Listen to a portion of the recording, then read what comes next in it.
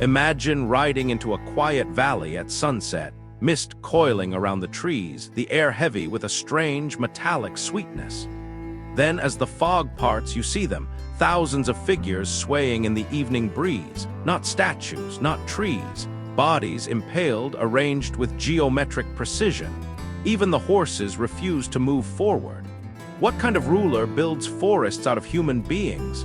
Tonight, we enter the world of Vlad III of Wallachia, Vlad the Impaler, a prince whose legacy is not measured in borders or treaties, but in the artful engineering of terror.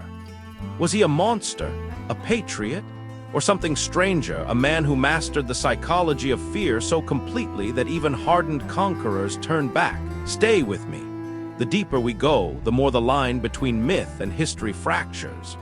The mid-15th century, Eastern Europe is an anvil between two hammers, the Ottoman Empire pushing relentlessly from the southeast, the Kingdom of Hungary, and Latin Christendom resisting from the west. Between them lies Wallachia, a small principality expected to survive by pleasing two masters. It's a place where treaties expire with the seasons, where rulers die young, and where mercy is often a synonym for weakness. Into this crucible steps Vlad III, Dracula, son of the dragon, a title inherited from his father, a member of the Order of the Dragon. But the boy is no noble innocent. He grows up as a hostage at the Ottoman court, an insurance policy for his father's loyalty. There he learns a curriculum that no tutor can offer, power enforced with swiftness, punishments performed as theater, obedience underwritten by dread. This is not incidental, it's formative. So when Vlad claims his throne, first briefly in 1448 and then decisively in 1456, he doesn't negotiate with a system designed to kill him. He redesigns the system itself. Vlad's world is a gallery of betrayals. His father is assassinated by Wallachian nobles. His elder brother is tortured and buried alive. Allies become enemies with one winter's campaign. And nobles, the boyars, are the real power brokers at home, kingmakers who will not hesitate to become kingslayers. A conventional ruler would charm, bargain, make marriages and compromises. Vlad chooses a different path. He understands a brutal truth. Reputation can do the work of armies. So he cultivates a reputation so terrifying, so vividly staged, that it governs in his absence. He doesn't merely punish, he choreographs terror. If there is one word that defines Vlad, it is impalement. But strip away the shock, and what remains is a designed system. The stakes are deliberately blunt, not to kill quickly, but to prolong the experience. The stake is inserted, often through the rectum, angled to spare vital organs at first, then raised upright so gravity finishes the grim work over hours, sometimes days. Executioners are artisans, directing the exit points through the chest, mouth, or shoulder to control the timeline of death. The victim remains awake, aware, transformed into a warning no proclamation could equal. And then comes the staging. Vlad arranges the impaled in grids, spirals, avenues, architecture made of agony. He doesn't hide it, he displays it along roads, in clearings, on hills. Travelers encounter these living monuments. They smell them before they see them. They hear them before they understand. The story continues itself, carried in whispers and retellings that cross mountains faster than soldiers can. Who taught Vlad that fear could be engineered? The Ottomans? The boyars who killed his father? Or was this a grim innovation of a mind forged by captivity? One of Vlad's first masterstrokes occurs in 1459. He invites the noble families of Targoviste, the very class that murdered his father, to an Easter feast. There is wine, there is music, there are speeches about unity and reconciliation. Then the doors close. The elderly nobles are impaled immediately. No appeal, no negotiation, while the younger ones and their families are marched to labor on Vlad's fortress in the mountains. Legend claims their bones lie within the mortar. Whether literal or figurative, the message is unmistakable. Wallachia will no longer be ruled by conspirators in satin robes. The banquet wasn't hospitality. It was an edited performance. Act 1, elegance. Act 2, terror. Did Vlad believe this prevented greater bloodshed, or did he enjoy the spectacle too much to care? We know Vlad's world not just from Wallachian chronicles, but from the astonished testimonies of outsiders, German merchants, Hungarian diplomats, Ottoman commanders. A Saxon account speaks of a forest of the dying in Targoviste, stakes arranged in concentric circles so carefully that the presentation itself had meaning. Sultan Mehmed II, the conqueror of Constantinople, no stranger to brutality, supposedly halted his advance upon seeing a hillside of impaled prisoners, said to number in the tens of thousands. Even if the number is debated, the impact is not. The sight affects men hardened by conquest, and this is the point.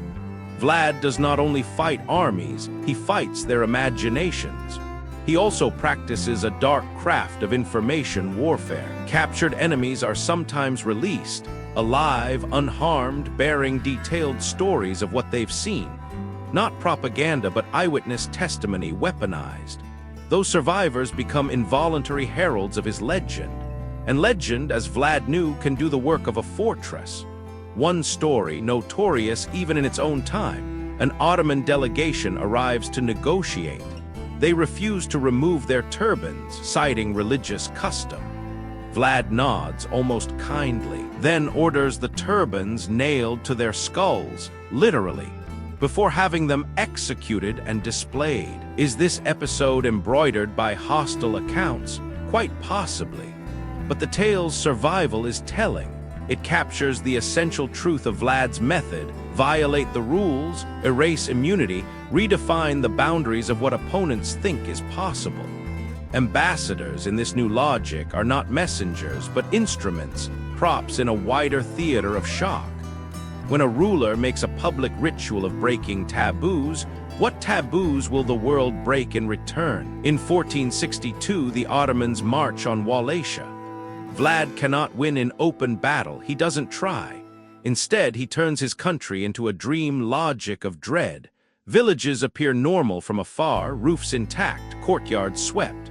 Up close, they are populated by the impaled. Wells are fouled with bodies. Granaries are full of limbs. Roads become corridors of horror. The Ottoman advance slows under a weight that cannot be measured in supply wagons. Then comes the night attack. Vlad strikes the Ottoman camp under darkness, heading straight for the tent of Sultan Mehmed himself. He fails to capture or kill the Sultan, but the deeper aim succeeds, the signal that even the world's most powerful ruler is reachable. The raid does not win the war. It wins something else. An argument etched in the nerves of every survivor about what it means to invade the devil's own country. For a time, it works. Domestic opposition silenced, foreign incursions deterred or delayed. Tax revenues rise as corrupt merchants learn that fraud might cost them more than money. Vlad's fear becomes an invisible army, patrolling without pay or rations. But fear, like fire, consumes indiscriminately. Advisors stop advising, they flatter. Merchants stop trading, they hesitate. Nobles stop conspiring because they are dead. The state begins to lack managers, engineers, honest critics, the human infrastructure of governance. Even allies blanch. The Hungarian king who once found Vlad useful now finds him embarrassing, politically radioactive in Christian Europe. And so Vlad is arrested in 1462, imprisoned for years not as moral judgment but as diplomatic convenience. When a ruler's greatest weapon is fear, what happens the moment they cannot wield it? During his captivity, the presses of Germany hum. Broadsheets fly, illustrations of forests of stakes, lurid accounts of banquets among the dying. Some of it is propaganda, some of it is true, but the blend is potent. Vlad becomes less a man than a symbol, a shorthand for absolute cruelty. Centuries later, Bram Stoker will pluck from this fog the name Dracula and make a monster out of a memory. Yet the historical Vlad is more terrifying than the vampire. The vampire is supernatural. Vlad is terrifying because he is not. He returns briefly to power in 1476. The old methods are the same, but the spell is broken. The world has adapted, the fear has dulled at the edges, his support is thinner. He dies in battle the same year, violently of course, as if the manner of his life had scripted the manner of his death. So what do we make of Vlad the Impaler? On one hand, he is a case study in how cruelty can achieve short-term objectives. He consolidated power, he deterred invasion, he reshaped a political culture riddled with treachery. He understood a truth many rulers sense but few admit. People remember pain more clearly than promises. On the other hand, the method is self-defeating. Fear isolates. It silences the loyal along with the treacherous. It breaks institutions that rulers ultimately depend upon. A state cannot live on terror forever. It can only starve the future to feed the present. And when the terror stops, even for a moment, what remains are ruins and reputations.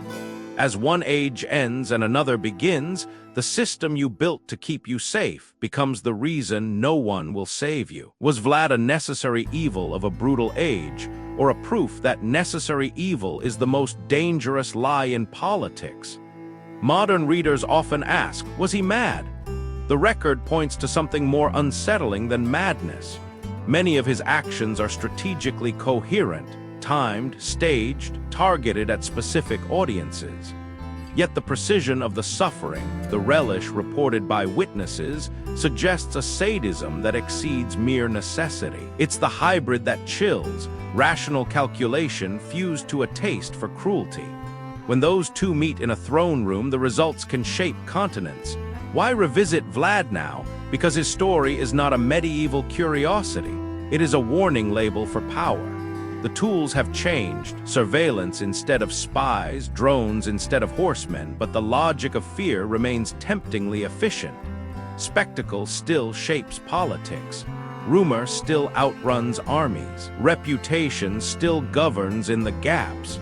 And the hardest truth is this: Vlad's cruelty was not an accident of lunacy. It was, at least at first, a reasoned solution to a lethal problem. That is why it is so dangerous and why it remains relevant. If we are honest, his lesson is not about monsters lurking outside civilization. It is about what civilization will permit when it believes the alternatives are worse. So picture that dusk again, the valley, the mist, the swaying figures. To his enemies, it is hell on earth. To Vlad, it is policy made visible. But walk closer. Look past the theater to the cost. A country too frightened to breathe, allies who avert their eyes, a ruler dining among the dying because no living company will sit with him in good faith. Vlad the Impaler forces a question that good times allow us to ignore. Is order purchased by terror order at all, or simply the stillness of people holding their breath? His reign achieved what it set out to do, but at the price of destroying the very human fabric that makes stability possible. And that is why, centuries later, his legend persists, not because he drank blood, but because he proved with grim clarity how easily a human being can turn power into a machine for suffering, then be devoured by that machine himself. If you've made it this far, consider this final mystery. Was Vlad a man made monstrous by his times, or did his times give him permission to reveal what was already there? The answer is less comforting than either choice. Perhaps the capacity for such cruelty is not rare at all. Perhaps the rare thing is the restraint that keeps it in chains. Thank you for watching.